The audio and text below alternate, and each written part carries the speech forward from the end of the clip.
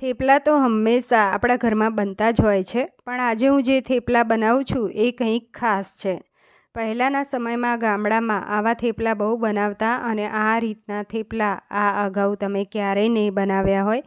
તો શું ખાસ છે આ થેપલામાં, ચાલો જોઈ લઈએ. અડધો કપ જેટલા મગ લીધા છે ચાળી સાફ કરીને. તો મિક્સર જારમાં લઈ અને એને દરદરા પીસી લેવાના છે. ઢાંકણ બંધ કરી લઈએ. તો દરદરા પીસાઈ ગયા છે, આ રીતનું ટેક્સચર રહેશે એનું. હવે એક બાઉલમાં લઈ લઈએ. હવે આમાં પાણી એડ કરી અને ધોઈ લેવાના છે. તો આ લોટ છે એ જાડો હોય છે, આપણે દરદરું પીસ્યું છે એટલે લોટ નીચે બેસી રહેશે અને પાણી ઉપરથી કાઢી નાખવાનું, એટલે ધોવામાં જરા પણ વાંધો નહીં આવે. તો હવે સાઈડમાં પાણી કાઢી નાખીએ. તો આ લોટને ધોવાની પ્રોસિજર 2 થી 3 વખત કરી લેવી. તો અહીંયા પાણી બધું કાઢી નાખ્યું. હવે અડધો કપ જેટલું નવસેકું ગરમ પાણી એડ કરી ઢાંકી અને તમારે 1 થી 1.5 કલાક પલળવા માટે રહેવા દેવાનું. 1 કલાકમાં સરસ પલળી ગયું છે, પાણી પણ લગભગ બધું એબ્ઝોર્બ થઈ ગયું છે અને આ મગ છે એ સોફ્ટ થઈ ગયા. હવે 1.5 કપ જેટલો ઘઉંનો રોટલીનો લોટ ચાળીને લીધો છે. તેની અંદર 1 ટીસ્પૂન વરિયાળી વાટીને લીધી છે. તમે પાવડર પણ લઈ શકો છો, વરિયાળી પાવડર.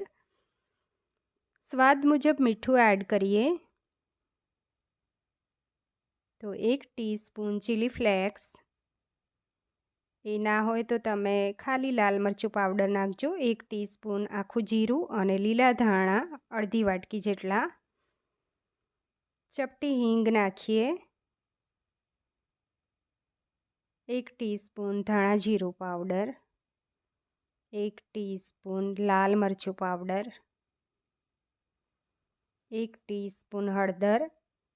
અહીંયા 1/2 ટીસ્પૂન આદુ મરચાંની પેસ્ટ અને 1 ટીસ્પૂન લસણની પેસ્ટ લીધી છે. 1 ટીસ્પૂન ગરમ મસાલો. તો 2 ટીપડી તેલ નાખીએ મોણ માટે. હવે બધું જ હાથેથી મિક્સ કરી લેવાનું છે. તો આમાં જે માપ છે ને એ બધું જ એકદમ પરફેક્ટ છે. એમાં હવે આ જે આપણે લોટ તૈયાર કર્યો મગનો એ આમાં ઉમેરી દેવાનો છે. તો બધું જ સારી રીતે મિક્સ કરી લઈશું અને લોટ બાંધી લેવાનો છે. એક્સ્ટ્રા પાણી નાખવાની જરૂર નહીં પડે, એનાથી જ લોટ બંધાઈ ગયો છે. જો હવે ઢાંકી અને અડધો કલાક એને રેસ્ટ માટે રહેવા દેવાનો છે. તો જેમ આપણે નોર્મલ થેપલા બનાવતા હોય એ રીતે જ બાંધ્યો છે. તો અહીંયા અડધો કલાક થઈ ગયો છે. હવે થોડું તેલ નાખી લોટને કૂણવી લેવાનો છે.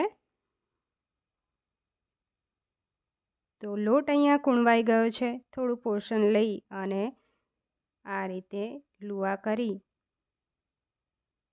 અને અટામણવાળું કરી લઈએ. તો ઘઉંનો રોટલીનો લોટનું જ અટામણ આ રીતે કોટ કરી લેવાનું અને પાટલી ઉપર થોડા લીલા ધાણા અને અહીંયા કલોંજી લઈશું. તો કલોંજી હોય તો તમારે લેવાની, નહીં તો ચાલે. તો આ રીતે લુઓ મૂકી પ્રેસ કરી અને વણી લઈએ. તો હલકા હાથે વણવાના છે. તો હલકા હાથે વણી અને જાડા રાખવાના છે થેપલાને. તવા ઉપર થોડું તેલ અથવા ઘી મૂકી અને શેકી લેવા. તો આ થેપલા છે એ શેકાતા થોડો ટાઈમ લાગે છે. તો બંને સાઈડ તેલ અથવા ઘી મૂકી અને શેકાવા દેવું અને પછી પલટાવી લઈશું.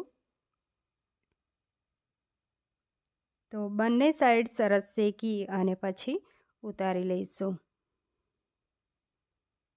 તો ગેસની ફ્લેમ મીડિયમ ટુ સ્લો રાખી અને શેકી લેવા. તો અહીંયા આપણા કોરમાના પરાઠા તૈયાર થઈ ગયા છે.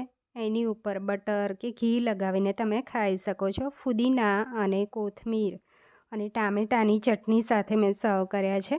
ફ્રેન્ડ્સ, આ રેસીપી ગમી હોય તો લાઇક, શેર, સબસ્ક્રાઈબ જરૂર.